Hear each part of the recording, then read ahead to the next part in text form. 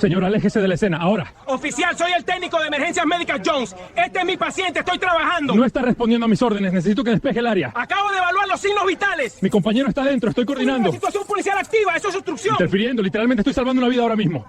En el silencioso bullicio de una sala de urgencias, rodeado de los pedidos urgentes de los monitors, y la eficiencia silenciosa de los profesionales médicos, la DRA. Aaliyah Jenkins es habilibrado una vida dedicada a salvar a otros.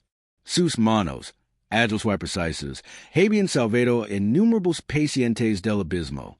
Sin embargo, en una noche lluviosa, esas mismas manos, entrenadas en el delicado arte de la reanimación, se encontraron esposadas a la espalda, no por una emergencia médica, sino por la mano dura de la ley.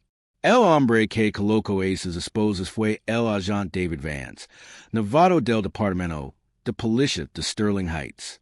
Su historia, incluso en sus inicios, ya era problemático. Se habían acumulado unas quejas en su contra en poco menos de 2 años, una cifra alarmante para un agente con tan poco tiempo en el cargo. Unas quejas, presentaban un retrato inquietante de un patrón, una predisposición a la escalada, y la confrontación que pronto chocaría violentamente con el inquebrantable compromiso de la DRA. Jenkins con su juramento. La DRA, Jenkins, médica de urgencia certificada, jefa de residentes y galardonada con el prestigioso Premio Municipal Hero de la Salud. Estaba de guardia, respondiendo a un incidente crítico. Estaba cumpliendo con su trabajo, un trabajo que a menudo marcaba la diferencia entre la vida y la muerte. Sus credentials, su experiencia, su propia identidad como senadora, deberían haber sido su escudo. En cambio, se volvieron invisibles, ignoradas y, en última instancia, irrelevant ante la autoridad sin control de un oficial. Esta no es solo una historia sobre un arresto, sino sobre la ceguera sistémica que permite que el sesgo en la evidencia, sobre la delgada línea azul que avisa ese equilibrio bajo su propio peso, y sobre la profunda injusticia que puede surgir cuando el poder no se controla. Y es una historia que nos invita a mirar más allá del video viral y adentrarnos en las corrientes más profundas de la responsabilidad y la confianza. Antes de continuar, ¿desde dónde nos ves? Cuéntanoslo en los comentarios y, si aún no lo has hecho, tome el momento para suscribir y activar la campanita de notifications. Tu participación nos ayuda a dar a conocer estas historias cruciales. La noche del 27 de octubre de 2023 cayó sobre Sterling Heights, Michigan, con una llovizna fría y persistente. La ciudad, habitualmente un bullicioso centro de vida suburbana, se veía apagada bajo un cielo color ciruelas maguladas. La lluvia resbalaba sobre el asfalto, reflejando el estridente resplandor neón de las tiendas, y los destellos azules, y rollos de los vehículos de emergencia como acuarelas distorsionadas. Un viento cortante azotaba las calles, trayendo consigo el olor a hormigón húmedo y a gases de escape lejanos. Era el tipo de noche en la que la mayoría de la gente anhelaba la calidez y la seguridad de sus hogares, pero para los servicios de emergencia, era solo otro turno, otra llamada. La DRA, Aaliyah Jenkins, de sus 34 años, fue un ejemplo de calma y competencia en el caótico mundo de la medicina de urgencias. Su trayectoria hasta convertirse en médico fue un testimonio de determinación y intelecto. Nacida y criada en un barrio obrero de Detroit, fue la madre de 3 hermanos, inculcada por su madre soltera, maestra de escuela pública, con una feria ética de trabajo. Destacó académicamente, graduándose con las mejores calificaciones de su clase en la Cass Technical High School antes de obtener una beca completa para la Universidad de Michigan, donde completó su licenciatura en neurociencia con los máximos honores. Posteriormente, estudió medicina en la Universidad Estatal de Wayne, donde se distinguió no solo por sus logros académicos, sino también por su atención compasiva a los pacientes y su investigación innovadora sobre las disparidades sanitarias urbanas. Tras una rigurosa residencia en medicina de urgencias en el Hospital Henry Ford, fue nombrada jefa de residentes, un honor poco común para alguien con su trayectoria. Sus colegas elogian su perspicacia diagnóstica, su capacidad de liderazgo y su inquebrantable impaciencia. Había publicado numerosos artículos en revistas arbitradas. Había sido mentor de residentes junior y colaboraba regularmente como voluntaria en clínicas gratuitas en comunidades marginadas, a menudo en sus días libres. Tan solo 6 meses antes de este incidente, la ciudad de Sterling Heights había reconocido sus contribuciones, otorgando la distinción de Heroína de la Salud por su incansable labor durante la grave temporada de gripe del invierno anterior. Se había ganado su puesto cada reconocimiento, la confianza de cada paciente, tras años de ardua dedicación y sacrificio. Su vida estuvo marcada por el servicio, la sanación y un compromiso inquebrantable con el bienestar de los demás. El oficial David Vance, en marcado contraste, tenía una trayectoria profesional y marcada por la controversia. A los 26 años, recién egresado de la Academia de Policía, se unió al Departamento de Policía de Sterling Heights con un entusiasmo que rápidamente se transformó en un patrón de USO de fuerza agresivo y, a menudo, injustificado. Los registros de Santos Internos, posteriormente revelaron una trayectoria preocupante. En sus primeros 6 meses, Vance acumuló 4 denuncias. Una, de marzo de 2022, detalaba un incidente en el que presuntamente USO fuerza excesiva durante una parada de tráfico rutinaria, golpeando a un conductor contra su vehículo por preguntar por qué lo habían detenido. La denuncia, presentada por el conductor, describía a Vance como belligerente y innecesariamente físico. Finalmente, fue desestimada por pruebas insuficientes, un resultado común que a menudo envalentona a los agentes. Una segunda denuncia, de julio de 2022, se refería a una acusación de discriminación racial. Vance había detenido a 2 jóvenes negros que regresaban a casa caminando tras un partido de baloncesto comunitario. Los detuvo durante casi una hora, exigiendo su identificación y cuestionando su presencia en el vecindario, a pesar de la proximidad de sus hogares. Los hombres, ambos estudiantes, declaran que Vance hizo comentarios despectivos sobre su vestimenta y su actitud. Esta denuncia tampoco resultó en ninguna medida disciplinaria. Para enero de 2023, surgió un tercer incidente. Vance fue acusado de acosar a un veterano sin hogar que dormía en un parque público, presuntamente pateando sus pertenencias y amenazando con arrestarlo por merodio, a pesar de que ninguna ordenanza local prohibía dormir en el parque. Testigos corroboraron el relato del veterano, pero, una vez más, la denuncia fue marcada como sin fundamento. Una cuarta denuncia, y quizás la más reveladora, surgió en abril de 2023. Vance fue acusado de provocar intencionalmente una discusión con un manifestante durante una manifestación pacífica frente al ayuntamiento, lo que derivó en un altercado físico menor que resultó en el arresto del manifestante por resistencia al arresto, cargo que posteriormente se retiró. El patrón era claro. El agente Vance exhibía una constante propensión a la escalada de la situación, un desprecio por las tácticas de desescalada, y una alarmante frecuencia de denuncias que, a pesar de su volumen, nunca resultaron en una rendición de cuentas significativa. Este historial sin esclarecer preparó el terreno para el catastrófico encuentro que pronto se desarrollaría. La llamada recibió a las 23:47. La centro reportó a un individuo sospechoso cerca de una ambulancia en Elm Street, intentando acceder al vehículo. La persona que llamó, posteriormente identificada como un residente que miraba a través de una ventana empapada por la lluvia, describió a una mujer negra con uniforme médico oscuro, moviéndonos con lo que percibieron como una urgencia inusual alrededor del vehículo de emergencia. La llamada fue vaga, partial y carecía de detalles verificables de un delito. Sin embargo, fue suficiente para enviar al agente Vance a Alabama, lugar de los hechos. Mientras tanto, la DR.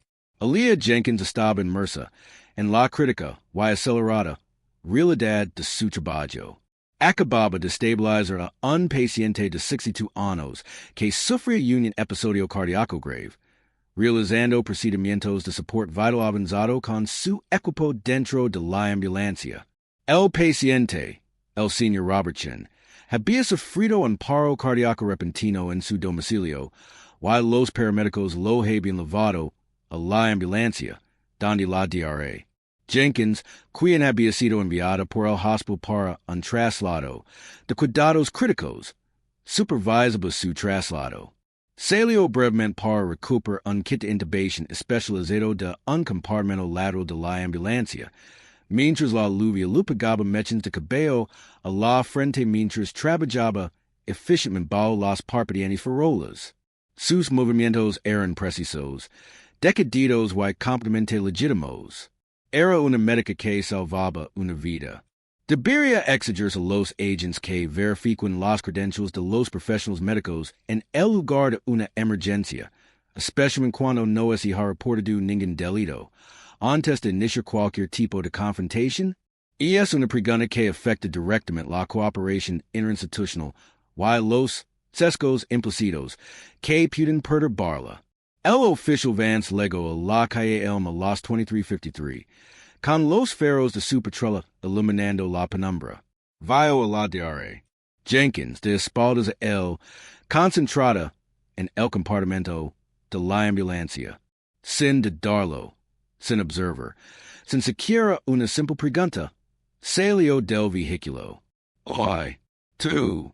¡Alto ahí! Gritó, su voz amplificada por el silencio de la calle, respaldada por la lluvia. La DR.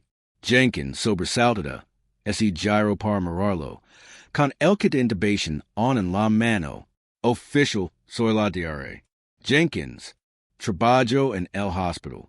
Tenemos un paciente crítico dentro. Sonó la ambulancia con un tono urgente pero profesional. Vestía un uniforme azul oscuro, una credencial del hospital prendida, en la solapa y un estetoscopio colgado del cuello. Identifiquéis ahora. Exigio Vance, acortando la distancia, con la mano ya en su arma reglamentaria. Mi identificación está aquí, respondió la DR. Jenkins, señalando su placa. Soy la médica de cabecera. Estamos transfiriendo a un paciente. Vance miró la placa con los ojos entrecerrados. Cualquiera puede falsificarla. ¿Qué haces aquí de verdad? Su tono era acusador y destinoso. No hizo ningún movimiento para verificar la placa, en intento llamar la central, en intento hablar con los paramédicos, que eran claramente visibles a través de las ventanas de la ambulancia. Soy médico. Estoy recuperando equipo para un paciente moribundo. La voz de la DR. Jenkins se alzó, con un temo de frustración y incredulidad. Señor, está interfiriendo en una emergencia médica. ¿Interferir? Tú eres el que actúas de forma sospechosa. Date la vuelta, con las manos en la espalda. Ordino Vance, con una voz ahora marcada por una agresividad innegable. ¿De qué hablas? Soy médico. Mira mi uniforme. Mira la ambulancia. Y es absurdo. Intento articular, razonar, pero esas palabras caen en saco roto. Te resists. Te digo que te da la vuelta. Vance la agarró del brazo y la hizo girar bruscamente. El kit de intubación cayó al pavimento mojado. El Dr. Jenkins gritó, no de dolor, sino de pura conmoción y indignación. No me resisto. Soy médico.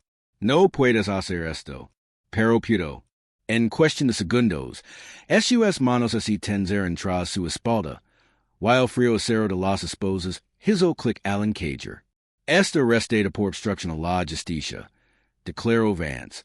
Con una voz desprovista de emoción, enmarcado con tres con los paramédicos que ahora se aperturan contra las puertas de la ambulancia, con los rostros destrozados por el horror. Un pequeño grupo de curiosos, atraídos por los destellos de las luces y las voces alzadas, comenzó a congregarse. Las cámaras de sus celulares y graban la surrealista escena. Justo cuando Vance comenzaba a elogiar al Dr. Jenkins, un nuevo par de luces intermitentes atravesó la oscuridad. La sargento Elena Rodríguez, una supervisor experimentada, llegó al lugar, alertada por las llamadas cada vez más frenéticas de los paramédicos dentro de la ambulancia, quienes habían presenciado toda la confrontación, que se intensificaba. Observó la escena. Un respetado médico espesado, un oficial novato con aspecto triunfal y una multitud cada vez más agitada. La sargento Rodríguez se acercó a Vance con el rostro sombrío. Oficial Vance, ¿qué está pasando aquí? Sargento, tengo una sospechosa arrestada por obstrucción. Se comportaba de forma sospechosa cerca de la ambulancia. Y negó a cooperar. Sin embargo, la mirada de Rodríguez estaba fija en la diarrea. Jenkins, quien temblaba, con el uniforme empapado y el rostro profunda incredulidad, Rodríguez reconoció la identificación del hospital. Diarrea, Jenkins, ¿de qué está hablando? Sargento, soy la diarrea. Alia Jenkins. Estaba recuperando un kit de intubación para un paciente en paro cardíaco. Este oficial me arrestó por hacer mi trabajo. Su voz sonaba tensa, pero su mirada se encontró con la de Rodríguez con una claridad inquebrantable. Rodríguez se volvió hacia Vance, con voz baja y amenazante. Oficial, suéltala. Yeah, pero, sargento, ella se resiste. Dij que la suelten. Y luego, placa y arma. Quedan fuera de servicio con efecto inmediato.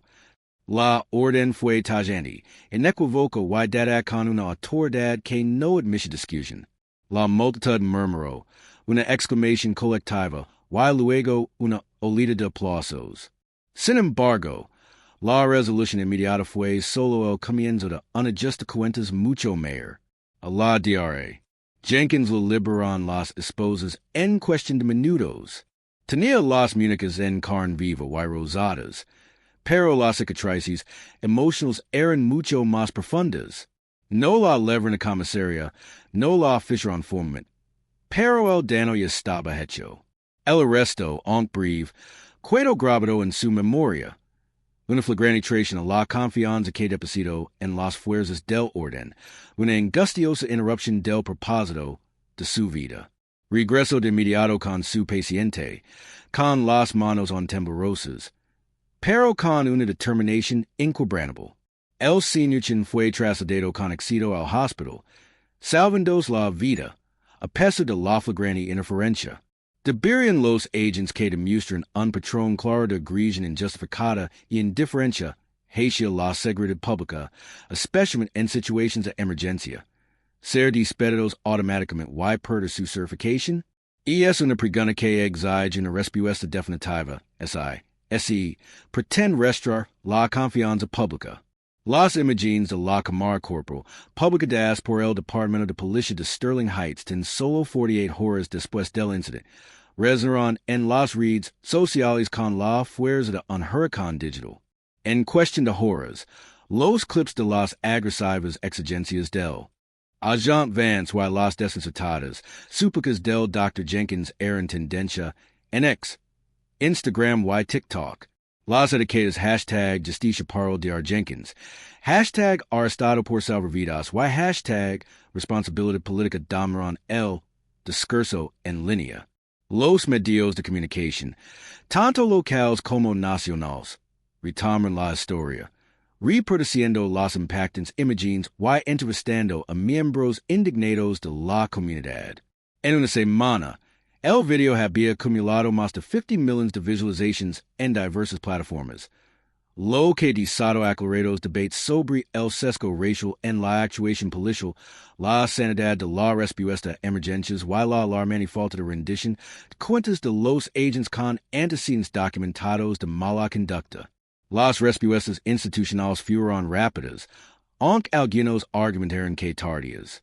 La D.R.A. Jenkins, a través de su asesor legal, presentó una demanda federal de derechos civiles contra la ciudad de Sterling Heights y el agente David Vance. La demanda detalaba acusaciones de arresto injusto, detención ilegal, uso excesivo de la fuerza, discriminación racial y infligir intencionalmente angustia emocional. Argumentaba que las acciones del agente Vance no eran aisladas, sino indicativas de una falla sistémica dentro del departamento para capacitar, supervisor y disciplinar adecuadamente a los agentes con patrones conocidos de mala conducta. La demanda buscaba daños compensatorios y punitivos, exigiendo no solo una compensación monetaria, sino una reevaluación fundamental de las prácticas policiales. Tras meses de intensa prisión pública, maniobras legales y la contundente evidencia de las grabaciones de la cámara corporal, la ciudad de Sterling Heights legó un acuerdo con la D.R.A. Aaliyah Jenkins. El 14 de marzo de 2024, la ciudad anunció un acuerdo récord for $5 million. Fue el acuerdo individual más cuantioso en la historia de la ciudad por un caso de mala conducta policial, una clara admisión del grave agravio cometido contra la D.R.A. Jenkins. Al día siguiente, el oficial David Vance recibió su carta de despido. La carta, posteriormente filtrada a la prensa, declaraba su conducta el 27 de octubre de 2023 relacionada con el arresto ilegal de la D.R.A. Aaliyah Jenkins, profesional médica que prestaba servicios de emergencia, constituye una grave infracción de la política departamental, una profunda falta de juicio y un incumplimiento directo de su deber jurado de proteger y servir. Esta acción, sumada a su historial documentado de quejas civiles y infracciones disciplinarias, demuestra un patrón de comportamiento inaceptable y incompatible con los valores y responsabilidades de un oficial de policía de Sterling Heights. Con efecto inmediato, es la despide del Departamento de Policía de Sterling Heights. Simultáneamente, la Comisión de Normas de Aplicación de la Ley de Michigan, COLS, inició los trámites para desertificar Vance, revocando así su capacidad para ejercer como oficial policía en cualquier lugar del estado. Meses después del incidente, la D.R.A. Aaliyah Jenkins compareció ante una aberrada asamblea del ayuntamiento, con voz firme y resonante, ofreciendo un poderoso testimonio que trascendió su calvario personal. Cuando me pongo la bata, cuando entro en una urgencia, mi único pensamiento es el paciente, su vida, su bienestar. Y esa noche, me despadran mi identidad profesional, mi dignidad y mi libertad. No porque cometiera un delito, sino porque un agente decidió ver una amenaza donde solo había un sanador. Si esto me puede pesarme, una médica colegiada, uniformada, con credentials visibles, salvando una vida activamente, que pasar con quienes no tienen mi formación, mi plataforma en mis recursos legals? Que pasar con los innumerables otros cuyas historias nunca se viralizan, cuyos arrestos nunca son grabados por cámaras corporales? Sus palabras quedaron en el aire, un profundo desafío a la conciencia de la ciudad. Esto no fue solo un arresto. Fue un atentado contra la idea misma del servicio público, contra la confianza que debe existir entre los ciudadanos y quienes juran protegerlos. Puso al descubierto la dolorosa realidad de que, para algunos, el uniforme del profesional médico no basta para superar las ideas preconcebidas, para superar los prejuicios implícitos. Debería un incidente de esta magnitud, que implica un patrón documentado de mala conducta policial y una flagrante violación de los derechos civiles durante una emergencia, desencadenar automáticamente una investigación federal sobre las prácticas y la cultura de todo el Departamento de Policía? La pregunta refleja la urgencia de un cambio sistémico. Las conclusiones internas del Departamento, Presentas al ayuntamiento, fueron contundentes. Reconocer fallos sistémicos que permitieron que el patrón de mala conducta del agente Vance persistiera sin control. Específicamente, el informe citó la falta de capacitación sólida en desescalada, capacitación insuficiente sobre sesgo implícito, y una falla crítica, en el preciso de asuntos internos para revisar y actuar adecuadamente sobre el peso acumulado de las once quejas previas de Vance. El informe concluyó que el sistema de revisión de quejas del departamento era fragmentado y ineficaz, lo que creaba un entorno donde los agentes problemáticos podían seguir operando sin suficiente supervisión ni intervención. En respuesta, la ciudad de Sterling Heights anunció una serie de reformas radicales.